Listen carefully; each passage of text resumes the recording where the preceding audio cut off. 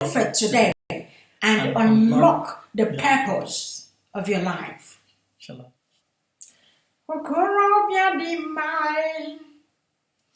Master prophet, the awakened one, Ihe kwuru na-eme okorobịa dị mma, onye amụma Yahuwah the great ya, Ihe kwuru na-eme okorobịa dị mma, Biafra spiritual leader, the awakened one, Ihe kwuru na-eme okorobịa dị mma, onye amụma Yahuwah the great ya, Ihe kwuru na-eme okorobịa dị mma.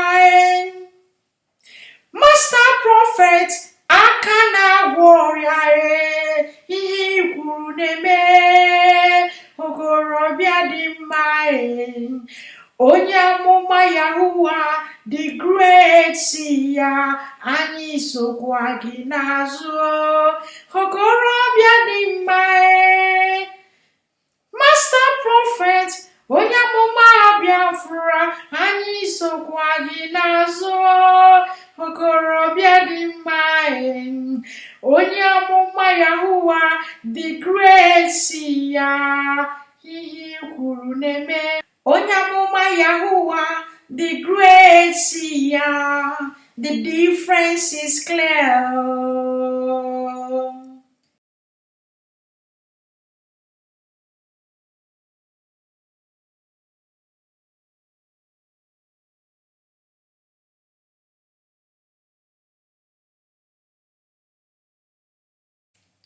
Shalom.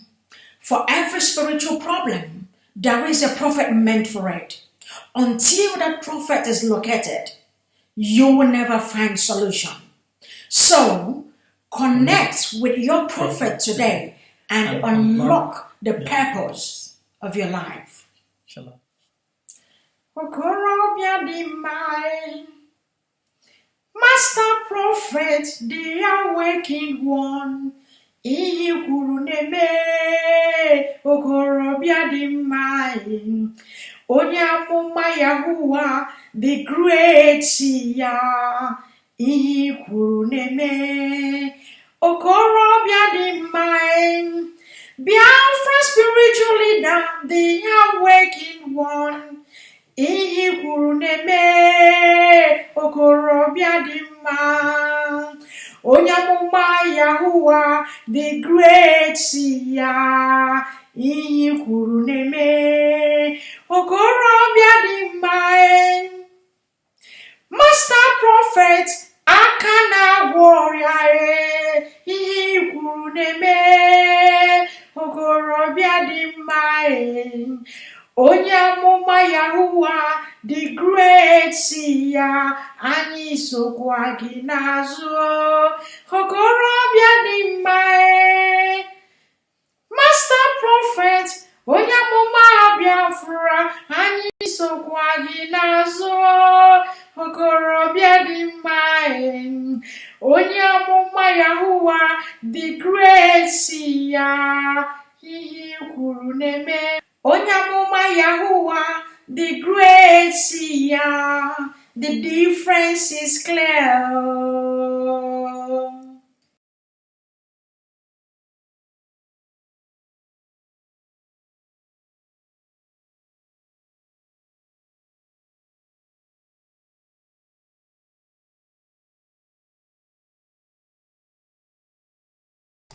Ndewo ndị Igbo, ndewo. Ya dịrị unu na mma, ndị Igbo, ya dịkwara unu na mma, ndị Igbo, ya dịkwara unu na mma, ndị Igbo, ya dịkwara unu na mma, ndị Igbo, ya dịkwara unu na mma, ndị Igbo, ya dịkwara unu na mma. Udo, ndị Igbo, ya dịrị unu na mma.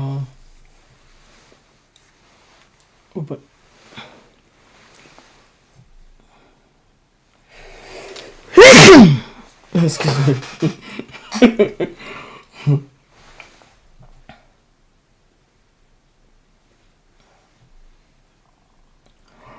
Ụbọchị taa bụ abalị 12 nke ọnwa May.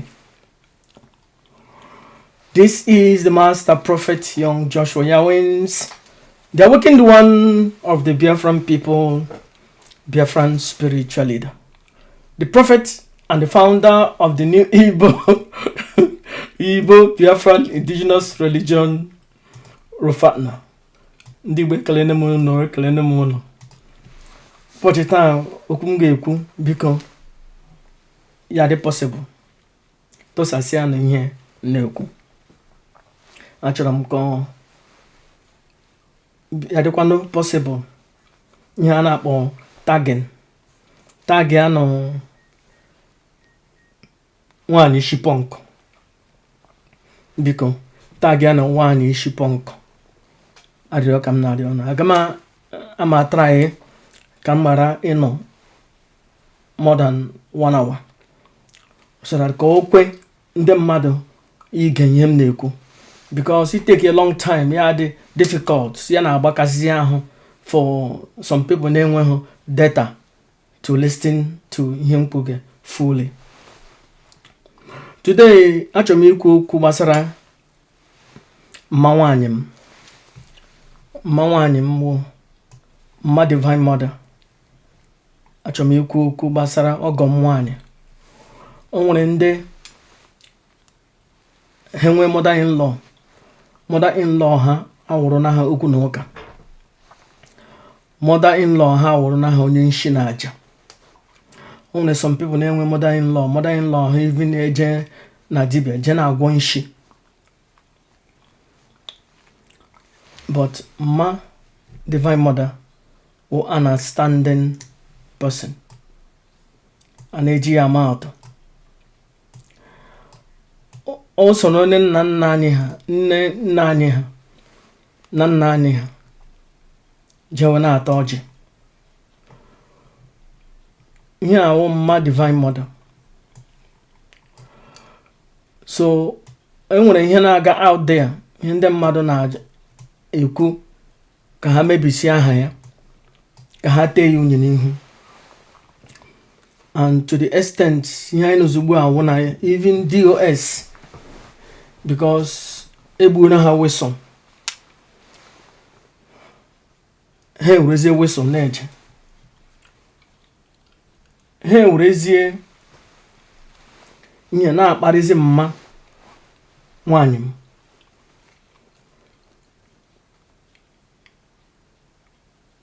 Ahụbeghị m onye shi afọdụkwa ibe eko kparịrị mma nwaanyị m mbụ.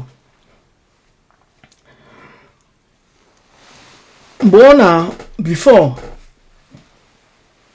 ya hapụ ile ụwa, mgbe ọ na-abịa Germany,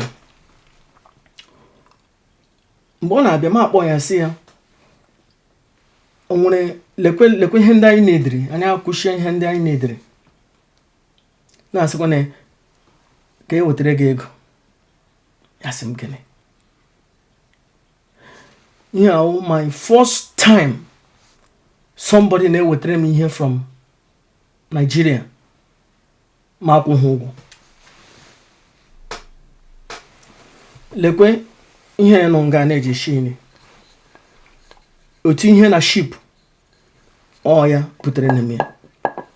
O nwere ihe ọzọ ọ nọ na basement, injin a na-eji akwa ọka, injin a ndị akpa obi na-eji akwa ọka n'ime ahịa, o butere na ya. O wetere na unyi. Asị m hey mma, enidiri m unyi a na-eji eshi ezi ediga ụmụaka ha ga butezigbote nkụ kpọọ ya ọkụ were sha butere m unyi ahụ. O butere m kamgbe how many years unyi ahụ ka tọkwara. Ana m eyuzie gradually na-eshi eze m, even eyuziri m today. Mma nwaanyị m dị outstanding. O wutere m mgbe ahụrụ na ọ pasị ya na mụ na my family jegaje hụ ya. Ma akpọ ya n'abalị that day of Friday, m sị ya mma anyị na-abịa tomorrow, ele ihe ndị m ga-ewetara gị, ele ihe ndị a ga-eshiri ne gị. Ya ekwucha ike anyị eshicha anya on our way ka m nwetara ozi that she's no longer there. But I won't out money mama. Before my apple, my apple. May a press here elevator. Elevator machine. My pranime okweho imeshi. Yeah, we sign. Ibam na mabiakola. Na yari wo hondo. I think now, I'll pass it away now, maybe approximately 11 or 11:30. I think I'm with the last person up. But I just from bad how poor come ga within him. The phone call a ring. I was unable to pick it. That means I'm with the last person. Ochore before yawu. Ma wanyim who an outstanding mother-in-law. Outstanding mother-in-law. Only a day, I know me. I don't want any more. I know me. I just no na tapere agent. But no change any ordinary. I was so happy. Or won't okuge just to come no you. Okuge, a man and around. A man and name him do. Tapement in egg. Mawanyim kaja. Or one any jemba. You people have to understand that mbo IPOB n'ụlọ mawanyị m na-eje protest enwere video ebe ya na my wife divine mother ha gaga ha protest n'ụmụahịa ya wụrụ na onye ọjọọ ndị mmadụ agaghị pụta na-ewe evu. They were happy. Ndị mmadụ na-abịa na hug ya na they happy that not involved ihe nwa ya na-eme. O nwere families ọ ga-awụ n'ala Igbo nwa ha eweta this idea na Biafra nwere onwe ha ga-asị mba biko ebutekwala ihe nga ọ dị nga ome ha napụ anyị ihe anyị na-enweta from government. But mpa nwaanyị m na mma nwaanyị m ha sọpọtụrụ nwa ha ti ya gawa n'ihu. And because of ihe IPOB mere ha agba ọsọ from Biafran land. Ọbara mgbali elu na ihe ndị ọzọ. And as a matter of fact, ọwụghị ọrịa gburu mma Nnamdi Kanu. Ọwụghị ọrịa gburu ihe. O nwere ihe ndị oke nọ n'ụlọ gburu oke nọ n'ama pụtara na-akọrọ na ndị iro. And ugbu a ọ fụọ na ha whistle. Ha pụta on a plain side to the extent na oke nọ n'ụlọ apụtala n'ezi. Ọ nazi akụ ekpeye n'ezi. Ya nwoke ndị one na-ekwuke ya ọlọlọngọ na oke nọ n'ụlọ na-ekwu okwu inside na ọ na-akụrụ na ndị DOS ogele. Ugbu a ma fụọ ya ụdụ ya pụtazie on the plain side na-afụ dog whistling ka akparịma mma divine mother. Dog whistling ka akparịma enyi m nwoke Kanu nta na ọgọm Emmanuel and na ọgọm nwaanyị Nnenna ya na afụ dog whistling. As I walk in the one, elere m anya ayọsọ m gba nkịtị ndị mmadụ akpọ na m sị m ekwukwuru okwu onye ha na-agba m akpọcha ha niile akpọcha na m na m ekwukwuru na m respondkwala aga m ege nnụ ntị. Onye ha gwara m first month of the rendition Kanu nta akpọghị m kpọrụrụ m 4 times si m na m emekwele this program m na-eme na m just hapụ nsi ya no na m eme expose DOS mgbe okpuru ha na-agba Kanu nta si emene even Emmanuel kpọrọ m ha sị na onye ndu si onye ọbụla ekwukwula okwu na-agba nkịtị nsị ha aga m ege jebene na aga m ekpe because aghọtara m na ihe na-eme that time wụ achọrọ ha ise eti kanụ nta ọgọ m nwoke a na-akpọ Kinsley na nwanne nwoke na nwaanyị m Divine Mother. Ndị DOS chọrọ ibo ha ebubo n'isi, but the working one oblitere wete dọkụmentị Ojuofọ na Madam Oyibo na ụmụnwaanyị highway that time Chinwe achala ọnụ m kụtụrụ Chinwe achala ọnụ m kụtụrụ ụmụnwaanyị highway ya na m apụta Chinwe achala ọnụ kara ịgba mgbọrọgwụ ebu m ụzọ kụtụrụ Chinwe achala ọnụ. Here was second or third month of the rendition. I think second month of the rendition. Nkutu Chinwe achala ọnụ na fight izi otu ụmụnwaanyị highway otu Chukwu ji nye m ike ma kụtuo ụmụnwaanyị highway ma chọkwa ikutu Simon Ekpa ahụ na ihe shiri ike abịakwutele dike. O nwere mgbe ihuru mgbo ụmụnwaanyị ndị IPOB gadara ụmụnwaanyị niile ha gadara je na ekpere na Simon ekpere chena ha nwere ike, but mgbe Simon Ekpa chetara sị na ihe na-eme mebi o nwere ebe oshi Simon Ekpa filie na ya ma ebe ihe na-eme eshi. Simon Ekpa emeghe ọnụ si ndị otu ya na onye ọbụla akparịkpụla Master Prophet. Simon Ekpa sị na onye ọbụla kparịrị Master Prophet na ya ga-edili wute onye ahụ. Si Chineke, onye m na-achọ ime ihe siri ike and ọ na ha arịala ọrịa for over 3 or 4 or 5 months. Ma sị Chineke ekwela ihe ọjọọ.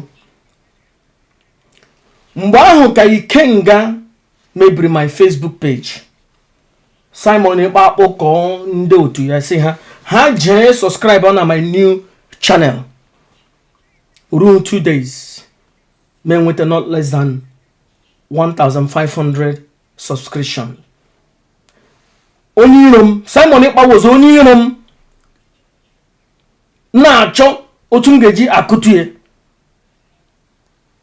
but ye kuru mmiri ka ige m si Chineke biko yara ihe rịaga Simon Ekpa ya dịrị ya na mma. Simon Ekpa agbake. Ndị Igbo, before m ebido ihe ndị ọzọ m chụrụ ikwu ka m kwuchagodo ihe gbasara mma nwaanyị m. Nwaanyị kara aka, nwaanyị kajara akaja. Anụbeghị m mpụ otu Divine na-eji akọrọ na m ndị mmadụ onye ọbụla visitor ọbụla bịara n'ụlọ ha na-eriju afọ. Ndị mmadụ bi n'ụlọ ha, ndị na-enye aka ka nkụ, even ndị na-enye aka n'ụlọ ha a na-treat ha just like themselves. Nwaanyị m na-asị my wife na today na ya ga-eshi nri na ndị niile bi nga na onye ga-enyere gị aka na ya ga-asa akwa na ya ga-azachachi ime ụlọ. Ndị achọrọ m iyuzu aha ụmụaka ha na ha bi anọrọ nwaanyị m asachacha ihe mejisia ihe shie nri ha erie. You cannot see that kind of a thing. Na nwaanyị ga-asị na-edie ndị na-enyere ha aka, ụmụaka ha kpọ na-enyere ha aka, ha ji eduru n'ụlọ ka nwa ha mụ amụ shira ha nri. My wife ga-asa m akwa, mmanya ewere akwa ụmụaka n'ụlọ ha chi na-esi ya sakọ ya a na-eme ya eme. Nye nwaanyị since o jere soro nna nna anyị ha na nne nna anyị ha na-atara gị ọjị ka e wepụtara ya ugbu na-akparị ya to the extent na Ikenga tonda gbagbuo mma nwaanyị m, to the extent na Biafran child na ọtọ gbawa mma Nnamdi Kanu which is Mawanyim. Here we honey. Kambo 6 months. DOS are nowhere to be found. In fact, Kambo December 2025. Onwuzo onye no olu DOS. DOS is underground na arụ ọrụ. Till ugbu a onye na-akụrụ na ha ekpe apụtala na on the plain side. Na-enezi upper hand. Na-achọzi ichange narrative. Anyị setiri na the record straight. Na-achọzi wipe out ihe niile Chike dozie mụ inupu isi. Ọ ya mere nnọnụ mgbe m na-eti si Chike dozie m na Kanu nta ha mejie. You know how many times Nnamdi Kanu na-ejite oji si ha mejienu. Chike dozie m ajụ. Ugbu a ka somebody pụtara bịa na-epushu. Let me move on. I don't want to talk about it, but ma nwanyị mụ understanding woman. Nwanyị kara aka kaja. Ana m asị ka Chukwu mee ka mkpụrụ obi ya dị happy ebe ọbụla ọ nọ. Sono nna anyị ha na-atara ga ọjị. Mma nwanyị m kaja. Ihe awụhụ mother-in-law. O nwere some mother-in-law ị ga-enwete. Ya wụrụzi okwu na ụka ọgụ na mgba. Nwanyị wụ understanding woman. Nwanyị wụ nne Biafra. Nwanyị wụ nne nwanyị m divine mother. Nwanyị wụ nne enyi m nwoke Kanu nta. Nwanyị wụ nne ọgọ m nwoke Emmanuel. Nwanyị wụ nne ọgọ m nwanyị Nnenna. Nwanyị wụ nne ọgọ m nwoke Nnamdi. She is an understanding woman. Nwanyị hụrụ di ya n'anya. Nwanyị na-elekọta di ya. Mgbe ha nọ na Biafran land, Dagaya passed away just 2 years back before ya nwụọ. Onwe every day mụ na ya na-ekwu ha okwu. Dagaya nwụọ. Onwe any day or ka m sị onwe any week mụ na ya na-ekwu okwu 2 or 3 times. Dagaya nwụọ.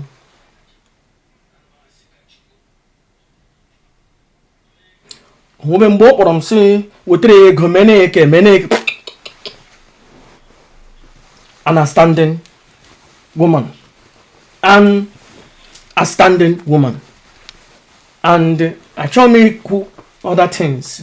But o wutere m na ọ nwụrụ because of heartbreak or heart attack or ọbara mgbali elu because of ihe ndị anyị n'ime.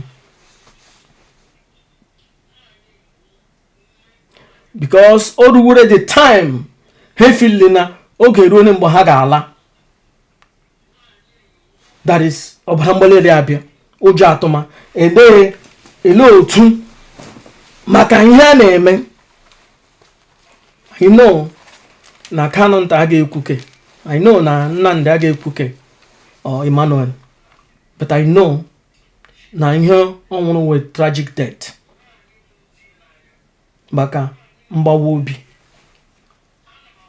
Ụjọ ihe ga-emene, ihe nwere ike ime ma ndị amị ọ ga-abịa ọzọ ma ha laruo na Biafran land. Ya nwụọ. And because of ya di ya laruzi ụlọ, obi mgbawa ekpezighị ihe. Ọ karịghị 1 month ya nwụọ. Ọ ihe ndị DOS wepụtara ji ha na-eme akaja. For the past 4 years, Chike dozie m na ndị otu ya na DOS na ndị akpakara tingomie ji this family na-eme akaja. O nwere onye na-anọghị videos ya ju everywhere. Ihe m na-asị onye ọbụla hụrụ Nnamdi Kanu n'anya, jee zụrụ ihe a na-akpọ stick. Ihe a ọ ga-azụrụ the bigger one ya. Nke a na-esave nu videos niile ndị a maka ndị ọzọ na-esevu na ya. Mkparị niile ha kparịrị Nnamdi Kanu na-esevu na ya. Ọ maka adịghị ama ekelele m ọgọ m nwaanyị, asị m yere ebe ọ nọ ya nọchi ike. Mụ na onwe m emesiri m ya. Asị m gị na 2 years before ya nwụọ, o nweghị any week mụ na ya na-ekwu ha okwu. 3 or 4 times in a week, and those 3 or 4 times onwe mgbe mụ na ya na-ekwuri okwu more than 30 minutes. Sometimes anyị kwucha ka anyị hapụ, ka anyị move on. Ekelele m ya, asị m na emesiri m ya. Ebekatara m akwa, ebegewo m. But nwaanyị kara aka, kajiri akaja. But unyi ndị DOS, ndị IPOB chọrọ ite n'ihu, meghe ọnụ si na ọwa ashawo. Nwaanyị soro nna anyị ha, meghe ọnụ si tọnda gbagbuo ya. Ugbu a 1 month gara aga, somebody apụta na ebo ya ebubo because of those dog whistling. Ndị IPOB anọzie to your tent, onye ọbụla ebilitezie na-akparị nwaanyị on a daily basis. Onye mgbawa obi. Now ka anyị move on. Ihe awụ mma nwaanyị m, ihe awụkwa mma Kanu nta, ihe awụkwa mma Nnamdi, ihe awụ mma fine boy, ihe awụ ha niile. Asị m ka mkpụrụ obi ya ma ya na di ya ka ha soro nna anyị ha zuru ike na-atọrọ ọjị, nwee obi ọma na obi ụtọ. Ọ ihe m na-ekwu. But ndị na-ete onye nwụrụ anwụ unyi n'ihu, na-atụ ashị atụgide onye nwụrụ anwụ unyi, na-atụgide ya ashị. Onwe ihe m ga-agwa gị. O nwere obere videos ndị m ga-akpọ. The day this videos pụtara, akpọọla m na phone si m mekwukwula okwu. Nji ihe nwe anya na-ere ihe bịaba ile m. Ọkwa the same way Kanu nta na nwanne nwoke ji kpọọ m first and second month of the rendition, si na m ekwukwula okwu. Na onye ndu si na onye ọbụla atụkwara na ha ọnụ, na hapụ ha kparịma nnụ na ha tụkwara na ha ọnụ. Masị ya na m aga-ege ntị.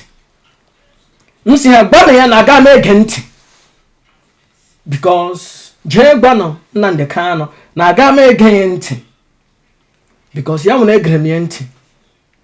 Ihe na-eme na this March, April and March, ihe mere in the past gara eri 10 times horrific.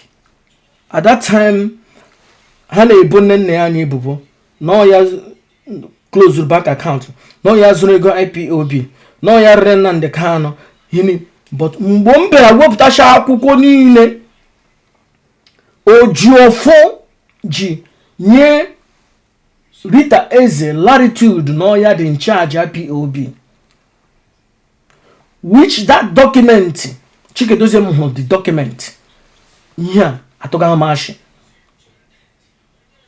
Ihe a wee eziokwu. All the videos na ya mee wepụtazie ihe ndị mmadụ eti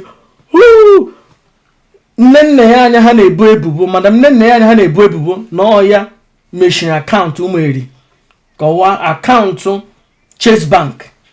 At the end of the day, ewete prove na ha ezinugo ego IPOB. One woman a na-akpọ Peterson Agbahama gwa Chikedozie m na onye Ojiofo nyere power ka ọ na-ama na-eji akaụntụ IPOB na-eburu ego IPOB. Chikedozie m eje gwa Rita Eze achụpụ the woman bra a whistleblower. In there fact, was in 2026 somebody abela na-eshed crocodile tears na-achị isa anyị isi ịgwa anyị si na ihe ndị anyị ma anyị amaghị onye. Achọbeghị m ịpụta fuli jienu nwaanyị isi punk na when the master prophet mpụta for her na onwe onye ga-ahụzi ya na social media again. Oge end otu Chinwe Achala ọnụ na ụmụ highway ji vanish na social media. But achọbeghị m ịpụta ka m hapụgodi ya ka o filie na ya na-eme ihe ya na-eme. But the master prophet achọbeghị ịpụta gwanụ nwaanyị isi punk na mpụta na ka end ya na gbanyasị ya na ndị yuzuge ya ugbu yuzuru Chinwe Achala ọnụ. Onye yuzuge ya na yuzuru nwere nwa woman na-achọghị kpọ ahụ na ụmụnwaanyị highway. Onye yuzuge nwaanyị punk na yuzuru ụmụnwaanyị highway yuzuo Simon Ekpa. Mgbe Simon Ekpa puluru out ha kparịmazi Simon Ekpa. But ka m kpọrọ nnụ few videos biko nụ. Aga m ege Kanu nta ntị na mgba nkịtị because mgba nkịtị lee IPOB na ha agbakashala because okenu n'ụlọ bụrụ okenu na-ama apụtala on the plain sight na-ebulu ozizi whistle. Ha asị gba nkịtị achọghị ikwu ha gba nkịtị. Kanu nta kpeme ekpere ka Nnamdi Kanu pụta ma Nnamdi Kanu apụta ele allegation na isi nnu niile na nnụwu ndị nshi na nnụwu ndị oshi na nnụwu ndị nshi na aja na nnụwu ndị ọjọọ jọrọ njọ ọjọọ na ndị na nnụ rere nwanne nnụ nara ego rie larie eleghie na this allegation na isi nnu enwe ihe mere Nnamdi Kanu. Ndị IPOB will come for you people. Nna achọghị ịpụta bịa gbara isi onwe nnụ nna gba nkịtị onye nduzi anyị ekwukwula okwu onye nduzi ga-ekwukwula okwu ya nwụọkwanụ na prison. So these allegations mgbe nke nnụ ga-agbara isi onwe nnụ. Gbeme na ekpere m ọfọm wụ ka Nnamdi Ezebiro Supreme Commander of the Indigenous People of Biafra ka ọ pụta na ndụ na ahụ isi ike maka ihi ụmụnne ya Kanu nta because ya enwe ihe mere eni then ama nna ha shinye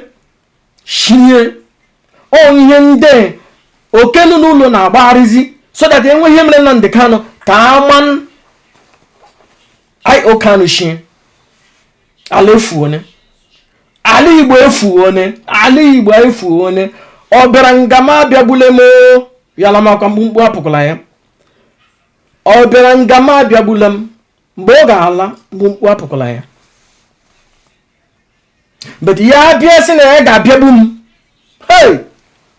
Chukwu ala Igbo mkpumkpu pụkwa ya.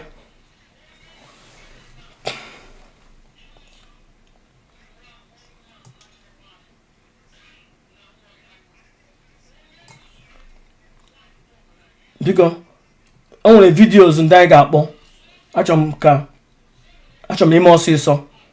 Ama m na enwere a lot of people ga-eme program today. Achọrọ m ime ọsịsọ.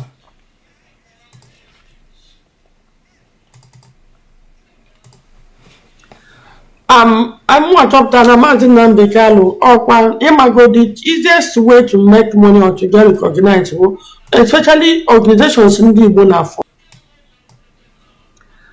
I'm more top than a man in Nambekalo or Imago. The easiest way to make money or to get recognized, especially organizations in the Bonafo.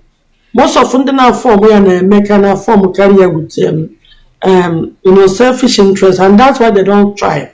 I'm a peck when the man bad genuine people will join because Hebrews are up manifesto, and then after the manifesto, and then we put the manifesto, and we put the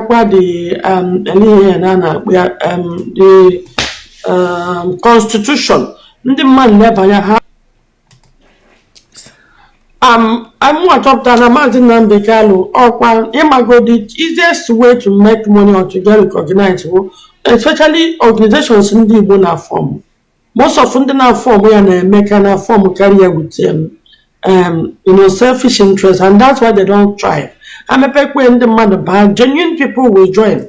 Because Hebrews are up manifesto, and then never the manifesto, and then we put the manifesto, ewepụtakwa the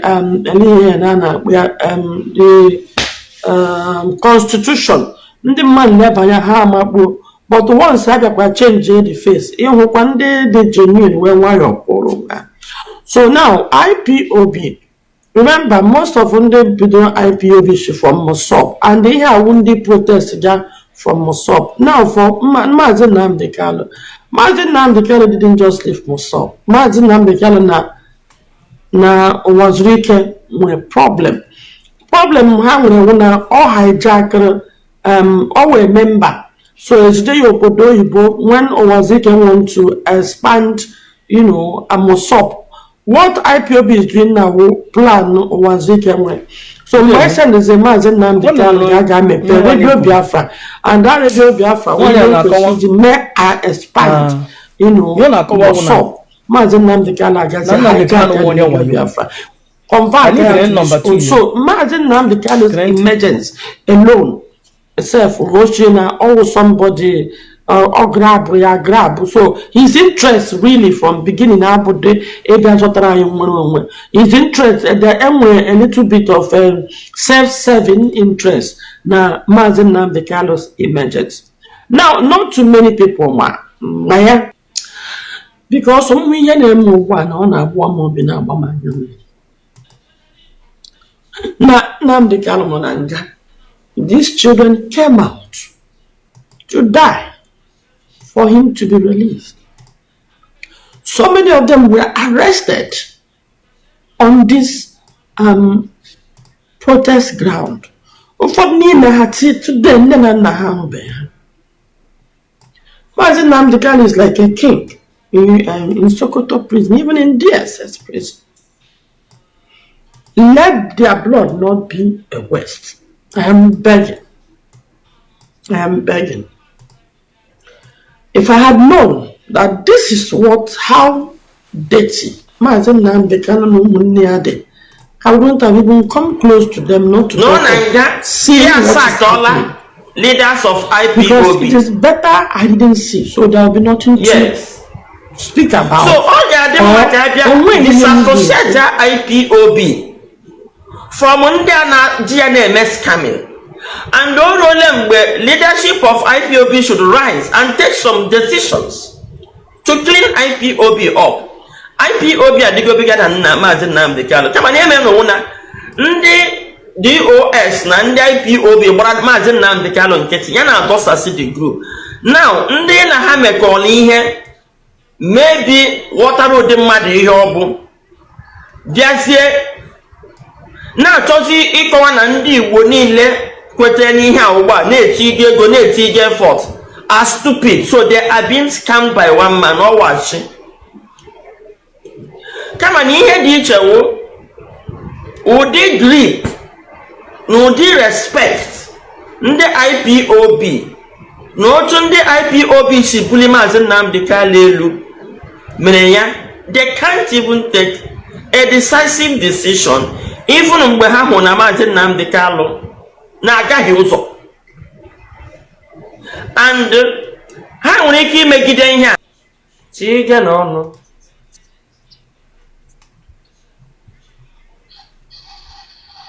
Okay, Lolo Nneka Chimezie, good evening from here. Lolo, I'm a even new Anumano General, yeah. 2 minutes, General, 2 minutes. 2 minutes. Okay, Ada. Lolo Nneka Chimezie, can go with the reason why Simon Eber were assigned a code of conduct or take oath. When Simon Eber saw the name of Nnamdi Kanu, he said that he will never take oath because Simon Eber understand what they are doing. Simon Eber said he will not take oath because Nnamdi Kanu's name is there. And I want to tell you that Biafra or DOS will never fail. Nnamdi Kanu himself have failed. And I want to make this thing clear here because we have been protecting Nnamdi Kanu. We have been trying to take the name of Nnamdi Kanu away from Simon Ekpa. But the hookworm and ringworm called Metusela said that he traveled to Sokoto. And then Nnamdi Kanu give him a directive that the reason why he worked with Simon Ekpa.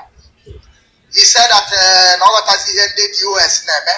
That is the reason why he worked with Simon Ekpa. And we were outside here protecting him, trying to tell the world that Nnamdi Kanu is not involved. I want to make it clear. Nnamdi Kanu is no more my leader. Mazo Kindo Kichu, that is my stand. I have what it takes. No, Maz.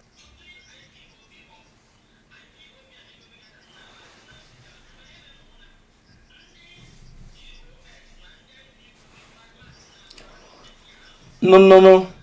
Ihe o kwuru. Biafran child in 2026 May. Also, Nnamdi Kanu has failed. Remember, 2 years ago, Biafran child say, "Auto bawanne Nnamdi Kanu." Mgbe o kwuchara ihe 2 years ago, somebody akpọ ya na phone maazi. Okenu n'ụlọ akpọ ya na phone. Okenu n'ụlọ ebe mgbe ọ pụtara rebuke ndị IPOB na-akparị Nnamdi Kanu. Mgbe ha si na Nnamdi Kanu wa ashawo, ọ pụta na radio Biafra rebuke ha si, "Don't do this." Ha na-akparị ha si na 3 years ago Biafran child na this doctor Iberibe from America si na a ga-ewepụ aha Nnamdi Kanu from IPOB, na a ga-ewepụ ya from IPOB. Ihe ndị ebido taa. Ihe nwaanyị isi pọnkụ na-push na-awụ ayawu the latest onye a ga-use against Nnamdi Kanu. Ihe ndị emene in the past o. Ụmụanyị highway emene Chinwe Achebe ọnụ. Ụmụanyị highway Simon Ekpa daga Simon Ekpa echenjigharịa Dizzy Pro, on his own. Ihe ndị emechana in the past.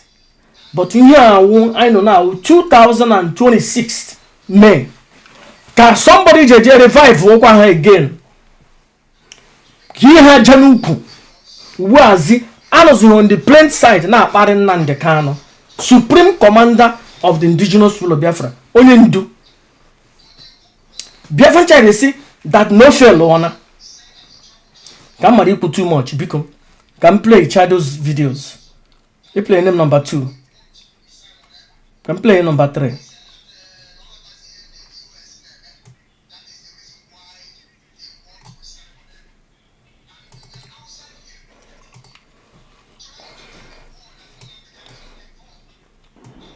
No, I have people as Nnamdi Kanu. That's what I'm saying now. Okay, who's the man in Nnamdi Kanu? It makes no sense. No John Atoge, naked now from one naked and I try. And Nnamdi Kanu is not someone you can arrest anyhow and treat anyhow. But because of the activities of Kanu Takanu, he was rendition to Nigeria like a common criminal, a leader of an organization.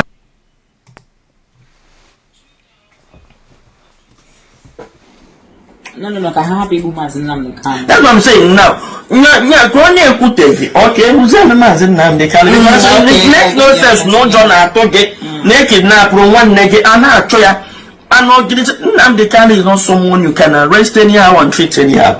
But because of the activities of Kanu Takanu, he was rendition to Nigeria like a common criminal, a leader of an organization that has its branches in over 190 something countries. So I want our people to know and understand why we are doing this. Nnamdi Nnamdi Kanu, even this is his wife. You can see the way his own siblings are treating his wife now, staying with their own family. Did you hear? One Yushiponko suggested that the reason Kanu Ntaji okwuteghị na eji nwanne eji na Kenya wụzi ka egbuo Maazị Nnamdi Kanu. on a plain sight ka awụzighị ihe ọ na-agwa ha n'azụ on a plain sight ya shi yes na ka egbuo Maazị Nnamdi Kanu. Ihe na-akpọ ihe ndị bi America ihe na-akpọ ya dog whistling. Na ihe o pushiri na-awụ ka ihe awụ from ọnụ ya ka o ji ọnụ na-ejeri ede nọ ka egbuo Nnamdi Kanu, so that enwe ihe mere Nnamdi Kanu tomorrow ndị Igbo eche na Kanu nta, so that ha egbuzie Kanu nta gbuo nwanne nwoke ama Kanu eshie. That means ka ama ahụ shie. Ihe awụ dog whistling. And as immediately o kwuru ihe o menene jaiz ndị ilo ndị anyị kuturu akutu kamgbe 4 years ya pụtazi on a plain sight ma izie ọkụ na-ere ya eme ya fuel gbo ya machis ihe abara lezie ihe na-eme on a plain sight everywhere on a social media. Onye ọbụla na-akparịzi Nnamdi Kanu directly because onye na ha go ahead order. Listen. Taking care of their family, and this is the way they are treating family members in Nnamdi Kanu.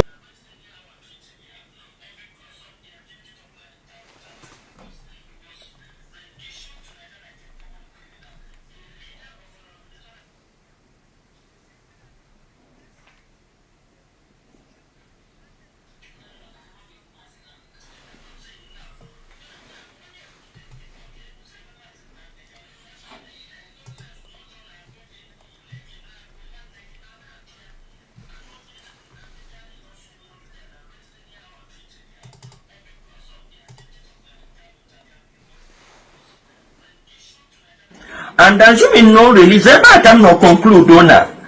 Out of greed or jealousy for their brother and money, they actually wanted him to be jailed. And then go and stand in the way.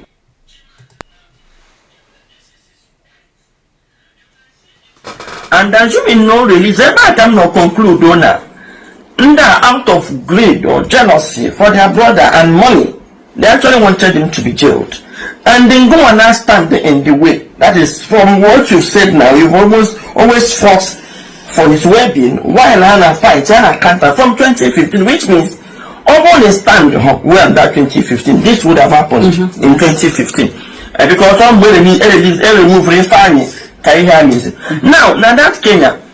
So one issue punk suggesting that no matter jealousy na greed ka Nnamdi ka Kanu nta na ụmụnne ọ Kanu nta ji chọọ ka egbuo Nnamdi Kanu, ka egbuo nwanne nwoke ya ekpere.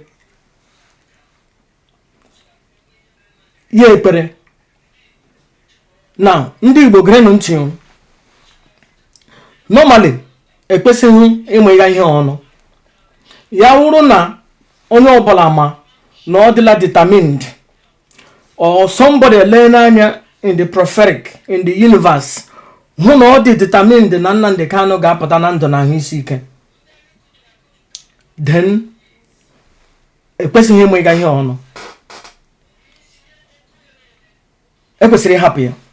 But o nweghị ihe ọbụla 100%.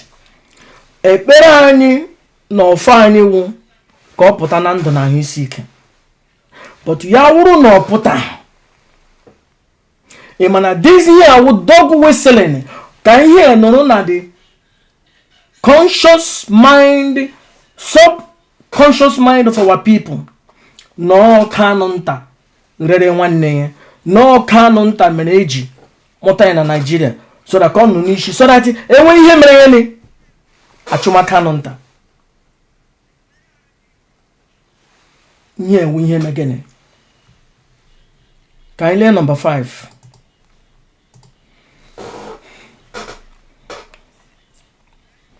Maazị Nnamdi Kanu. Odika, no have a toyanga, Odika. So which means he had been kemgbe 2015, wait. Till this. So now this are an emotion. You wanted to say something about the kind of hatred they had for Balistage. Yes. So that hatred, the fact now I think the fact that Barrister Jaffa came.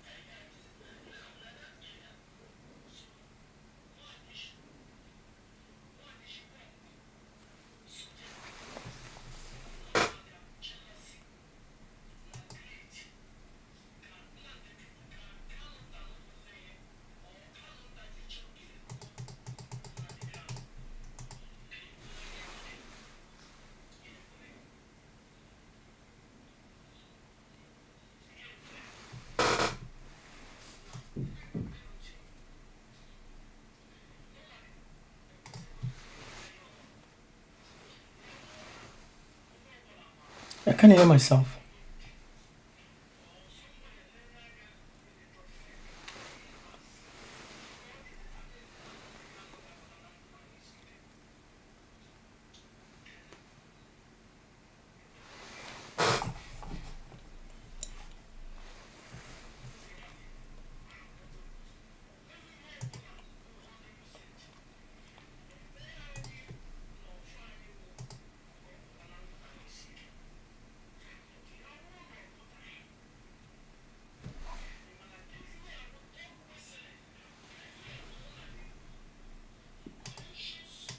I can't hear myself.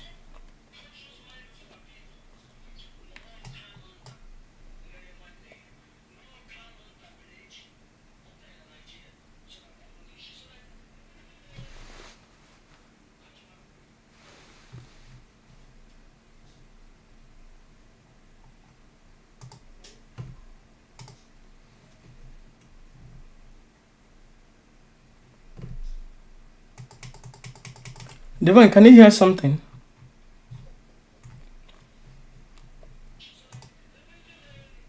Okay, let's go to number 5. I don't know why.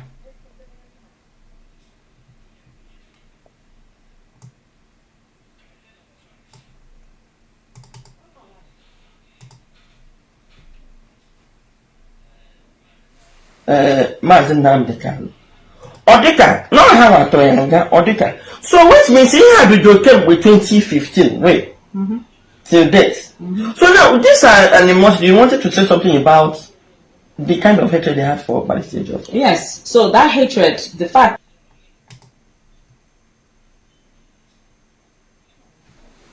Maazị Nnamdi Kanu ọ dịka na ọha atọ ya nga ọ dịka so which means ihe a bidoro kemgbe 2015 wait till this so now this an emotion you wanted to say something about the kind of hatred they had for Barrister Jaffa. Yes, so that hatred, the fact now, I think the fact that Barrister Jaffa came. This an emotion you wanted to say something about the kind of hatred they had for Barrister Jaffa.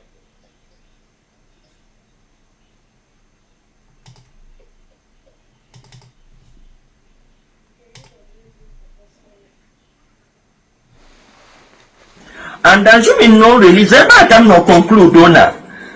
Out of greed or jealousy for their brother and money, they actually wanted him to be jailed. And then go and stand in the way. That is from what you said now, you've always fought for his well-being while Hannah fights Hannah counter from 2015, which means almost stand well that 2015. This would have happened in 2015. Because somebody remove his family. Can you hear me? Now that's Kenya. Maazị Nnamdi Kanu ọ dịka na ọha atọ ya nga ọ dịka so which means ihe a bidoro kemgbe 2015 wait till this so now this an emotion you wanted to say something about the kind of hatred they had for Barrister Jaffa. Yes, so that hatred, the fact now, I think the fact that Barrister Jaffa came.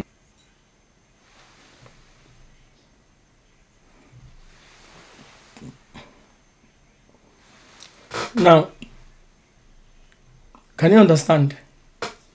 So ihe awụ dog whistling no ụmụnne Nnamdi Kanu tụrụ ya nga and ihe awụ ihe imagine ya wụrụ m megedis ya wụrụ m ka a na-eme interview ihe mekwuo that kind of a thing bịa wụrụkwa somebody dị more closer bugodiri ihe na ụmụnne Nnamdi tinye na prison na ụmụnne Nnamdi bugoye na ụmụnne ya bugoye na ha wụzi Jacob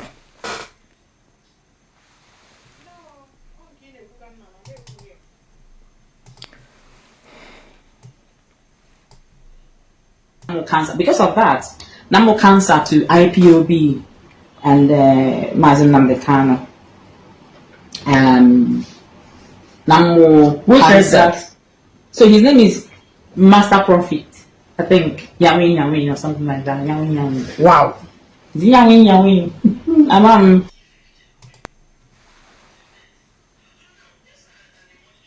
Cancer. Because of that, more cancer to IPOB and Mazin Namdekano. Who says that? So his name is Master Prophet. I think Yawin or something like that. Yawin. Wow. Cancer. Because of that, more cancer to IPOB and Mazin Namdekano. Who says that? So his name is Master Prophet. I think Yawin or something like that. Yawin. Wow. Yawin. Because me they involved in here, but yes, so but just this man disrespected himself because they're badly raised. So they don't disrespect me, they disrespect themselves. Mmadụ kwuo ihe m kwuru aga m ekwe but mmadụ tige nnu na ose na ihe m na-ekwu aga m apụta bịa gbara isi onwe m the awakened one, Biafran spiritual leader, the master prophet, onye kwuru okwu na 2011 na Donald Trump ga-awụ president. Onweghị onye ọbụla kwuru ihe ni nwere evidence of it. Enweghị n'elu ụwa onye kwuru ihe ni nwere evidence of it. Only me. Buru amụma Donald Trump in 2011. Lekwe evidence ya. Lekwe evidence ya. Le evidence ya na eburu m dị amụma. Ekwuru m okwu na Donald Trump ga-awụ president. And ekwuru m okwu the same month on 7th of May 2011 msi Gaddafi ya agbalaga na nsogbu na-abịa. Akwa Gaddafi anwụọna. Akwa Donald Trump awụọna president. You can't beat that. Nwaanyị kwuru okwu ọ kwuru ihe na 2015 ọ si na ịwụ cancer. Ekwuru m na ịwụ cancer to digi. Ekwuru m na ịwụkwa cancer to IPOB. Ndị Igbo ihe m kwuru ọ bịara na mmezu. Ọ nwere onye nọ nga asị na ihe m kwuru na ọ bịara na mmezu. Ele ihe nwere na ọwụhụ ala ọgba aghara IPOB na-agbazi aghara na o jine rega ndị iro for the second time. 2015 ọ nọ with ndị iro. Chineke mere ebere na Uche Mefo was with us. Enweghị eme ihe overthrow. Oruna K, she was ya ele nwaanyị shiponko jeju ajụjụ na ọwụ ya so jekpene Simon ikpe ekpere mgbe Simon ikpa na-arịa ọrịa. O so jekpene Simon ikpe ekpere mgbe Simon ikpa na-enye eshia ya. Mgbe ụmụ nwanyị highway na-enye eshia ya. Then Simon ikpa na Ojiofo enwezie problem. Ya na Simon ikpe nwekọ problem. Ya jene kpene Simon ikpe ekpere. Manakwa na Simon ikpa na-eme oppose DOS. Manakwa na Simon ikpa na-eme oppose Nnamdi Kanu. Whereas Nnamdi Kanu agbana Simon akwụkwọ. the one with that letter ahụ me n'anya m abụọ before I send ya America ahụ me n'anya m abụọ mgbe agbaghị ya akwụkwọ anụrụ m ya 1 month to the time na Nnamdi Kanu agbana Simon Ekpa abụgasị ya don't use my name. At that time ya na Simon Ekpa na-arụ ọrụ mgbe Nnamdi Kanu ele email I have to look for the WhatsApp mgbe lawyer dere ihe jite ahụrụ m ya before ejijeme America ha arụgharịa ya jegba ya akwụkwọ mgbe ahụ Nnamdi Kanu na-achụ Simon Ekpa na-agba Simon Ekpa akwụkwọ ihe a chọrọ ka ọ pụta openly bịakwumokwu no but ọ gbara ya akwụkwọ mgbe ọ gbaga ya akwụkwọ ọ nọ na platform Simon Ekpa na-ekpere na Simon Ekpa ekpere onye iro. Let's go forward. Let's go to another one. So the master prophet is saying ewo cancer to Nnamdi Kanu ele ihe mege na ndị Igbo prophecy m buru na 2015 ọ bịa dị na mmezu ede ọrụ cancer ọwụhụ nga ọ bata ya na-amụbanye asị m Nnamdi Kanu na nwaanyị ga-ewu cancer ma ga akọtụpụghị ya na ọ ga-eribi gị and ọ ga-eribi IPOB ele ihe mege na ndị DOS ewere na ya so onye isi na-asị thunder fire Nnamdi Kanu na-asị thunder fire mma Nnamdi Kanu na-asị ọtọgbọkwa mma Nnamdi Kanu but you know onwe ha na-eprezi hey na-ejigbo nwaanyị na nwaanyị dị mma hey Chineke ala Igbo efuone IPOB Nnamdi Kanu meghere na asizie shut up na asizie na ọwụghị onye ndu but nwaanyị ya ka a na-eprezi na-ahụ n'anya mgbe o ribikuru onye si na mother-in-law ya na ọtọgbawa ya ọ nụrụ na Biafran Child kwuru ihe ọ nụrụ na Ikenga kwuru ihe ya na ha karị mmadụ today ihe ebidoghị today hapụnụ nwaanyị isi pọnk ncheta nwaanyị isi pọnk ọ ga-end but ahapụrụ m ya achọ m ka m na ya gbaa wụọ ọgwụkwanụ wụọ ka m na ya ga-agba but ncheta nwaanyị isi pọnk ọ ga-end but ihe m chọ ka ndị Igbo mata wụ na oke nọ n'ụlọ gboro oke nọ n'ama na ofirife ogiri nọ na ngịga and ihe na-eji ewute m awụ na a na-eri Nnamdi Kanu gbakọrọtịrị na-egbu ya mma mmiri ọ na-achịrị iti igu ụmụnne ya in danger. This family are suffering too much. Nne ha nwụọna tragically mpa ha ewere obi mgbawa nwụkọ 3 weeks later nwanne ha nọ na prison ha na-agbagharị ebe ịhụ nọ na ọ pụtara na ndụ na ha isi ike somebody ewere allegation bụ ha n'isi na ha wụ ndị nshi na ha wụ ndị aja na ha wụ ndị oshi na ha wụ ndị ọjọọ jọrọ njọ so that enwe ihe mere Nnamdi Kanu ka ama ahụ shinye totally. Ekwuru m na o nwere somebody nwere unfinished business with Nnamdi Kanu ụka m wụ imparable and ugbo set yene esendere m ihe to the universe epushuru ihe ya apụta on the platform bịa kwuo ihe ọ na-agba ha underground kparịa supreme commander on the social media kparịa ụmụnne on the social media kparịa nne ya on the social media kparịa nna ya on the social media. Chineke ala efuone Chineke ihe owu otu mmadụ na-eji jee buru akpa ga-atọghọzie ya mgbugbu ha wụrụzie ihe ọzọ ya wụrụzie agwọ nọ na mgbugbu ala efuone.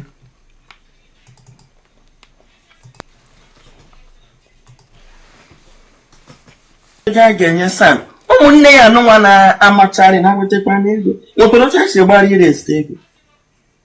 Most of everything that we do,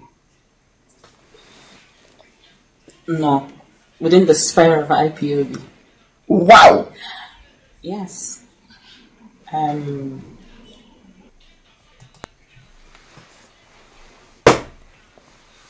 ga-enye Sam ụmụnne ya anụnwa na-amachari na nwetakwa n'ego nwekwara oche esi gbara ire esite ego.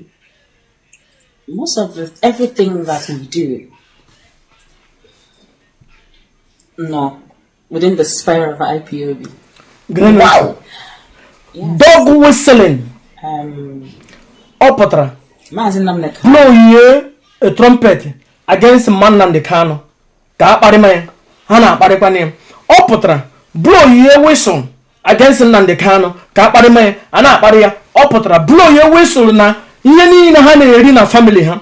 No IPOB. Ele hiche mbo hana ase na one family business. Iche na here awu ihe ogwara ha in the past. Ugbu a na opotala be confirm ihe ọ na je, ihe ọ na agba ha in the past. Na ihe niile ha na eri no from IPOB. Aya kwuru ye no ya. O je onu no je eri ji eri ede kwuo ye. Owukwa m kwuru ye. Ala Igbo nnukwu olum. Owu m kwuru ye. Ihe kwa ihe this video kwuru. Naanị ihe m kwuru na akpọrọ m ya cancer. Na cancer against Nnamdi Kanu and cancer against IPOB. My baby papa anya say na Delilah. Na Nnamdi Kanu ga Mandela and the Delilah. Akwa me cancer na 2015. Ole ihe na eme na. Ele cancer ọgwụ onye na-erikashi emebishi ihe. Ugbu a na o mere na ndị DOS even though na anya akutu one ha 4 or 5 years ago, obara ye ha janu ku. Bazi ha na gidibam na yakun ha nazo. Even to the extent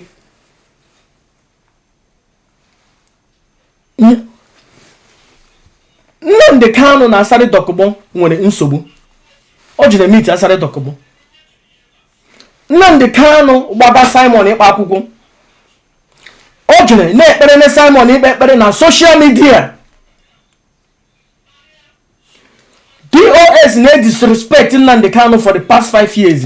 On a he ha januku. Go, you know me, you dey do me. Onye mama da na egbuye. Information nde ha na ewepụtashi. The worst part we ihe na umi iwe wuna. Okenu n'ụlọ, go okenu na ama ihe. Okenu na ama ga-abịa. Bịa me investigate ma nye ha nọkwa ma okwu eziokwu. But ndeke ndo okende ihe ọbụla agbara ha ha ekwere. O Biafran child ahụhụ ihe mere ni document nwepụtara na second month of the rendition jina na ihe niile ewu ihe Ojiofo mere. Akwa nọ na program mgbe Chikedozie mgbe ụmụ nwaanyị highway na-eme meeting ọma na ụmụ nwaanyị haidere ya na-erekọdụ ya. Ụmụ nwaanyị highway Bariga Nnamdi Kanu si na Nnamdi Kanu will not give order from dungeon. Owu ta ka ebido kume ihe 5 years already and we knock them down and this is the latest plan. Okay, fellow. Yem na agba ndị Igbo ihe we strategy Keji Robishie, Supreme Commander of the Indigenous People of Biafra, and actually from inside ka wo na ndị DOS shi na onye shi kwa ozi from ishi na actually Nnamdi Kanu gbakrotele but eshi from inside rie you gbakrotele ndị IPOB kono gidigbam ekelere m Chukwu na resolve ndị IPOB awụhụ from this media bullshit. Chikedozie na ndị otu nọ na media. Ndị media wu 85% is true. Ndị ka ekwuru na Nnamdi Kanu na azụ only na ndị media wu 95%. Ndị ka ekwuru na Nnamdi Kanu na azụ 5%. But na Biafran land, millions and millions of infant and suckling kwuru na gidigba with the Supreme Commander. Ọwụ social media. Ndị nọ na social media awu ha members of IPOB. Members of IPOB bi na Biafran land. And mgbe ha nọ n'ọnụ Supreme Commander. No blessing ya me ha ga-eme.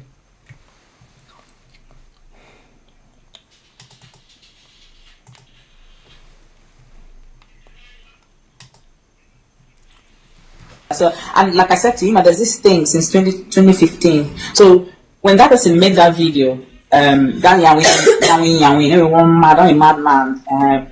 I want this man. I want back. Oh, there's a candy more. I don't know.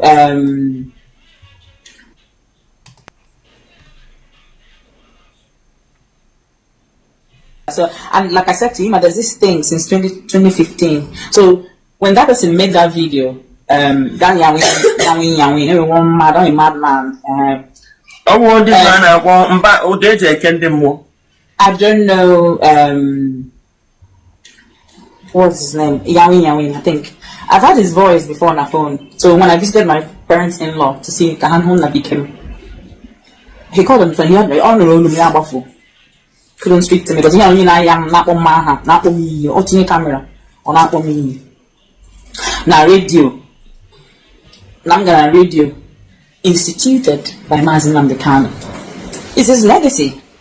So I can go there to speak whenever. That is Radio Biafra. Wow. Okay.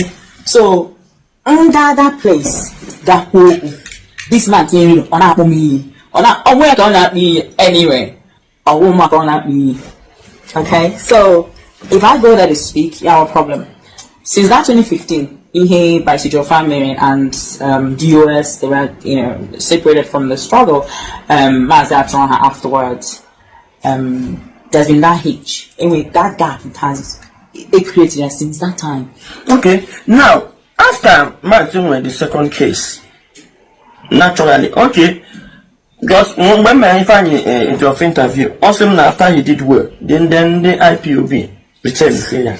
So he became, because he already does a lot without actually before but Maz's case. Only a lot of people free. Yes. So it decides IPB lawyer as well as Mazin Namdekano's lawyer. Yeah. Good.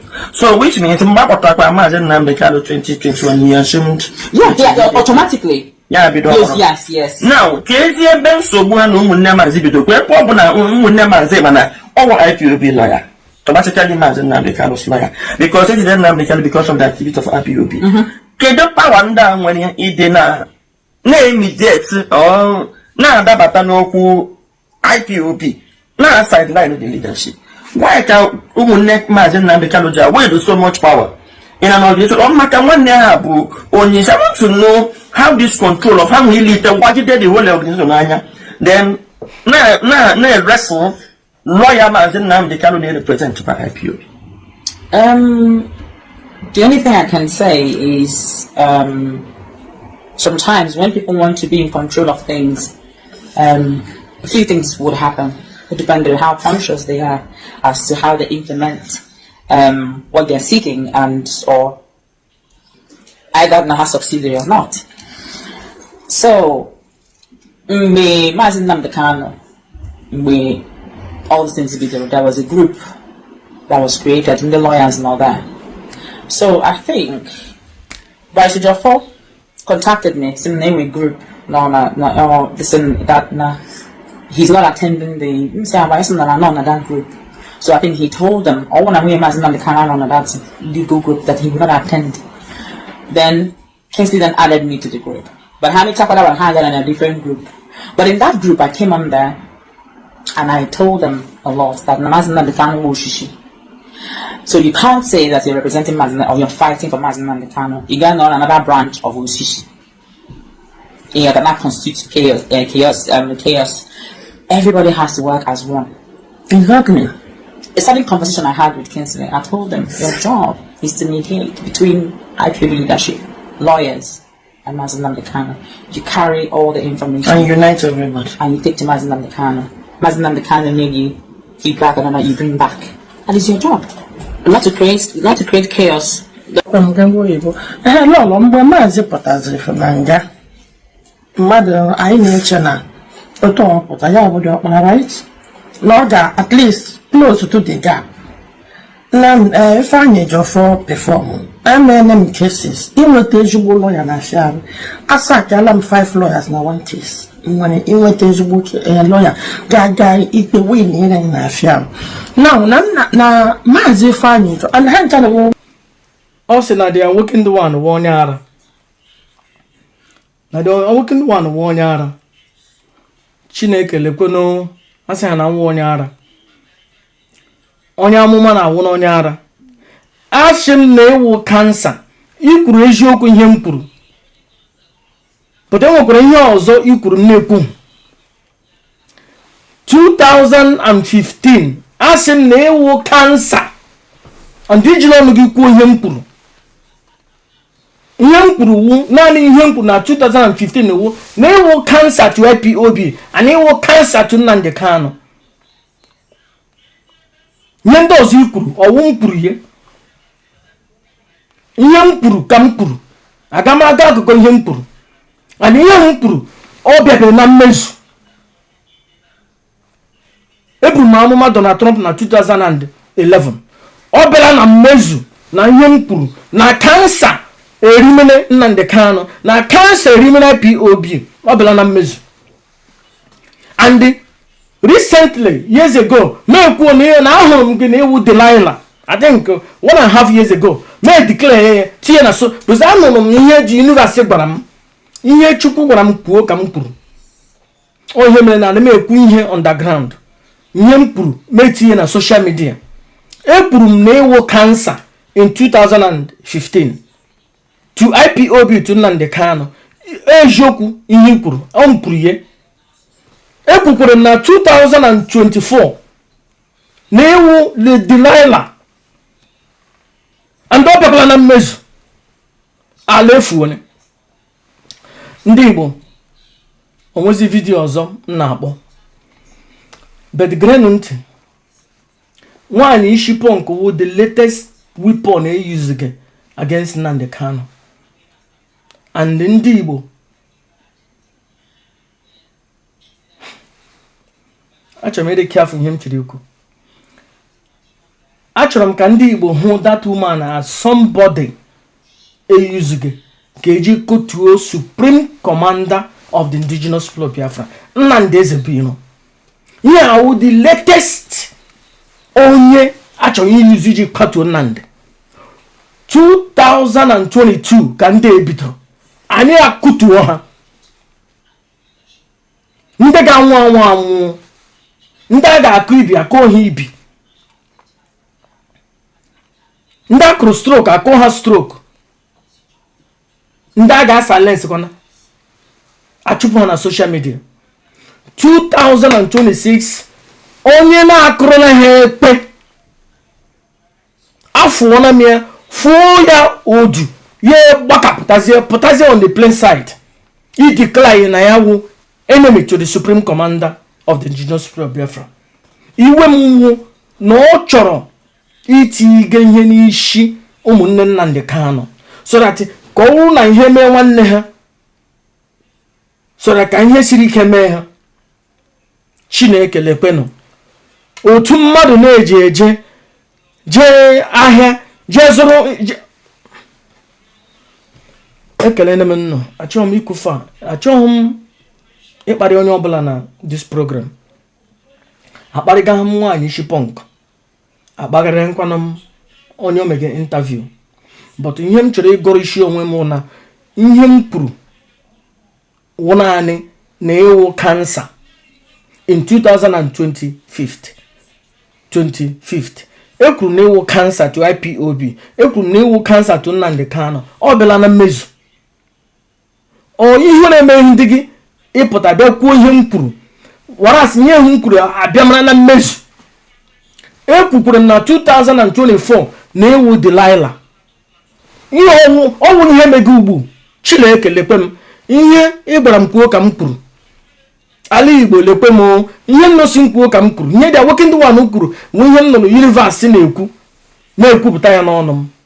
Chineke ekpere m ka m na-ekpe ka Nnamdi Ezebiro Nnamdi Kanu onye ndu Supreme Commander ka ọ pụta na ndụ na ahụ isi ike maka ihi nne na nna ya nwụọna maka this situation and maka ihi na ụmụnne ya ga-aba na nsogbu because anaghị aga ngala anaghị conspire against them dog whistling so that enwe ihe mere Nnamdi ka ụmụnne ha nọ in danger. Chukwu ana m akpọku mmụọ nọ n'ala anyị ndị mmiri na ndị ezumezu ha biko nụ kamala ọzụzụ ka ndụ Nnamdi Ezebiro Nnamdi Kanu ka ndụ ya dịrị n'ahịa na-anọ ka ala Igbo maka ihe ụmụnne ya ka ndụ ya dịrị maka ihe ụmụnne ya, because ndị mmadụ etinye ha na danger. Ka Nnamdi Kanu pụta maka ihe enyi m nwoke Kanu nta, asị m ka Nnamdi Kanu pụta maka ihe ọgọ m nwoke Emmanuel, asị m ka Nnamdi Kanu pụta maka ihe ọgọ m nwaanyị mgbe ọbụla m kpọrọ ya aza Nnenna, asị m ka Nnamdi Kanu pụta maka ihe nwaanyị m Divine Mother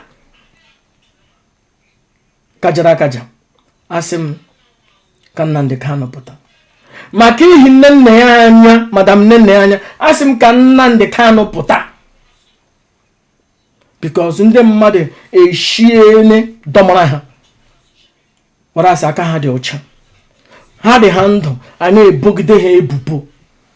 Chineke kulie maka ala Igbo na-agba aghara, ala Igbo na-agba aghara, ala efuone, ala efuone, ala efuone, Chineke ala efuone, ala efuone, ala Igbo efuone, ala Igbo na-agba aghara. Chineke ekelele m barrister Aloy Ejimakor, lawyer, every applications niile dere worldwide, including application edere eji gbaa Simon ịkpa akwụkwọ. Barrister Aloy Ejimakor dere ya maka Supreme Commander shi ya dee ya. At that the same time a na-agba Simon ịkpa akwụkwọ, ya na Simon ịkpa nọ na program. Nnamdi Kanu na Sani Dokubo na-eke okwu, o jide hụ Sani Dokubo DOS na-akparị nne m Nnamdi Kanu na-akparị nna ya, ya na-ahọrị na mma. Ala efuole, ala Igbo efuole, Chineke ala efuole, ala efuole, ala efuole, ala Igbo efuole, ala Igbo efuole, Chineke arụkwa m gị n'aka, ala efuole.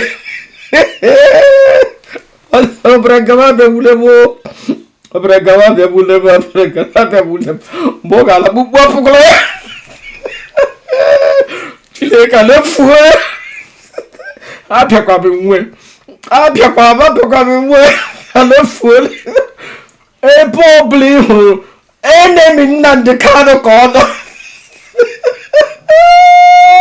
Chineke abakwa m iwu, Chineke abakwa m iwu, Chineke abakwa m iwu, Chineke nyekwara ya ụdịrị ihe, Chineke ọ dịrị lụrụ nwaanyị ya. Chineke ala efuole, ala Igbo efuole, ala efuole, ala efuole. Chineke mmadụ jere jee zụrụ ihe ga-egbu ya egbu, mmadụ nwere na ego ya jee zụrụ ihe o nwere uri. O nwekwara uri m nọ na social media, ihe gebere only once, a na-agụ ha na-akụ tokotoko na somebody jere were ego ya jee kpọrọ jee zụrụ ọta garị. Mmadụ nwere na ego zụrụ ihe ga-egbu ya egbu, ala efuole, Chineke ala efuole. Abakwa m nwo vidiyo na mmege taa, onwekwa onye mbụrụ ebubo, ihe m kwuru ihe m hụrụ, ihe m si na a na-eri Nnamdi Kanu ụgbakọrọtele na-egbu ya mma mmiri. Ihe m kwukwere na ya na ndị iro na-arụ ọrụ, which is Chikedozie m ọnụ on the plain site. Onwekwa onye m bụrụ ebubo, onwekwa onye m kpọrọ aha. Ihe m kwuru gwụ naanị ihe m kwuru na 2015 na asị m na ewu kansa to Nnamdi Kanu, na ewu kansa to IPOB, o setiene ọbịabe na mmezu. 2024 nsị na ewu Delilah ọbịabe na mmezu. Chineke onye mmeghere gwa m na mmeghere, aga m arịọ gị. Onye m na-emeghị ihe ọjọọ ya na-ebugharị m, ebe ọbụla ije kwere Chukwu ga-abịa nyere m aka. Ekelere m nnụ ndị Igbo, biko nụ disregard ya nọ nwaanyị Shipunk or a tool ndị sendịrị ka ha kwatuo Nnamdi Kanu. Disregard ya na, don't listen, well, listen to her, but very soon ego na-enweta na social media ga-end. Very soon otu ndị Biafra ji jee gbaa ụmụ nwaanyị ha iwe ọsọ otu a ga-eji agbara ya ọsọ. One day ọ ga-emeghe soshal midia, ọ ga-emeghe ịntanetị, onwe ga-abịa na ndị bịara abịa ga na-akpọ ya oku, ọwụ mmadụ ga-agwa ya agbalaga gbafuo. Disregard ya na nwaanyị ha isi pọnk ọ ihe ebudo ka eji patuo Supreme Commander. Ekele m nnụ, I have to go. Ndewo. Ka m kpọọ Uri Divine Mother.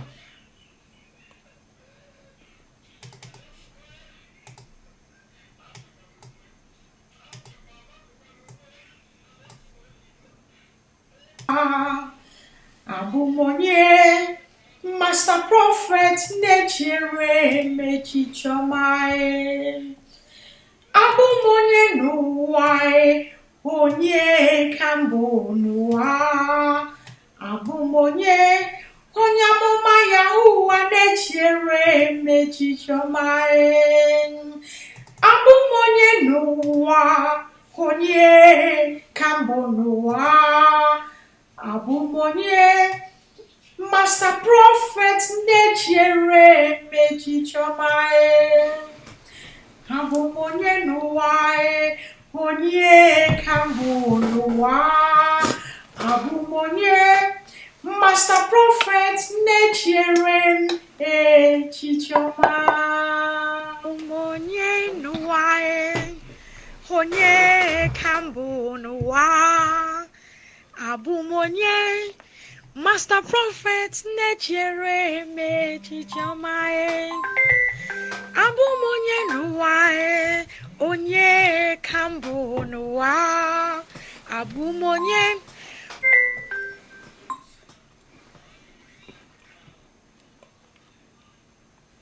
Ogene ndị ka ha na-akpọ m na program.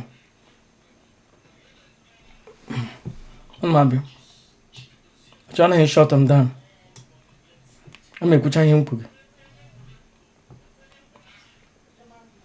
Ogene. Mba, anụkwa m na program o.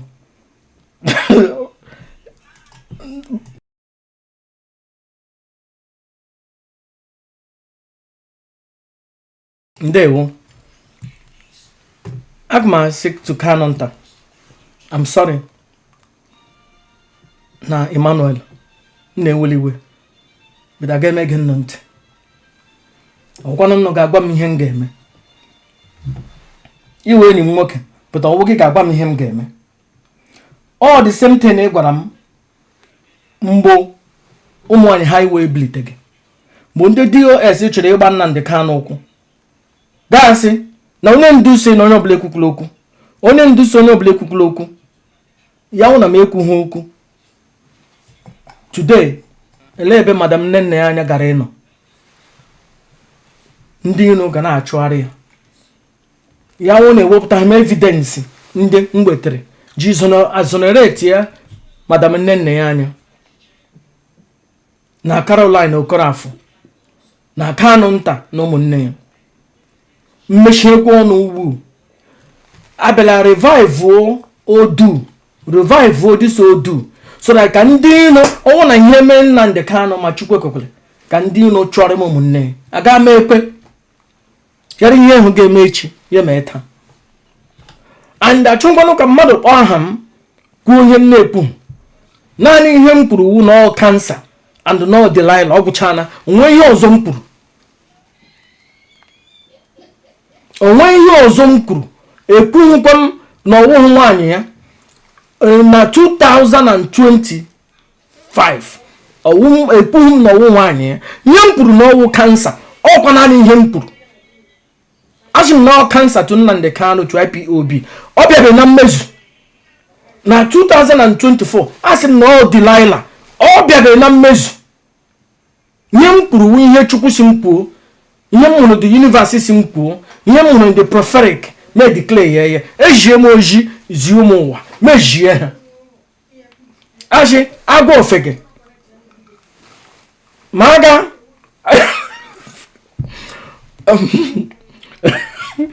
ka hapụ dị achọghị ikwu ya ọzọ. Ekele na m nnụ. Ndewo.